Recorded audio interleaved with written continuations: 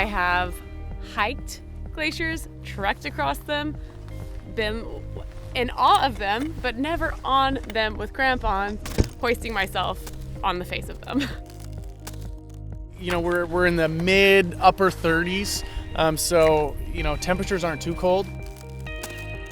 I was more worried about the rain, and so what I did was I layered up with base layer and kind of a mid down underneath my OutDry Extreme, so that I can, you know, keep the wind out, keep the water out, and thus I'll go ahead and stay warm while we're climbing around. I've got enough layers on that if it's a little too warm, I can shed. If it's a little too cold, I've got everything I need. The Northern Lights in the exact place where they belong.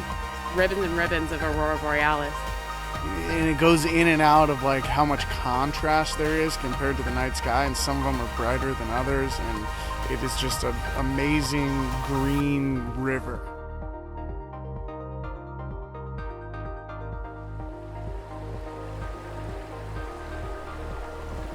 So currently, you know, it's blue skies. Looks like it's 38 degrees here on my temperature gauge.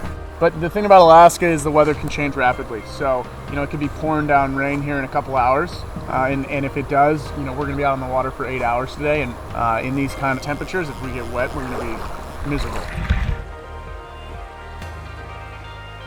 We got a little bit of a bet going at the beginning of the day, who could catch the most fish, and turns out that I reign supreme.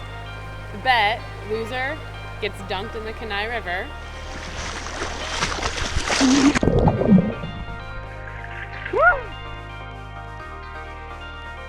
We landed on this tiny airstrip in the middle of the Arctic early this morning, and I knew there were going to be a couple buildings and a whole lot of polar bears. This day has kind of turned out to be so much more than that.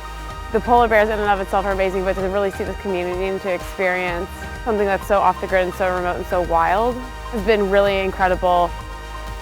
Walking on frozen ocean, it's incredibly insular, but it's so rich with tradition that I could never have imagined.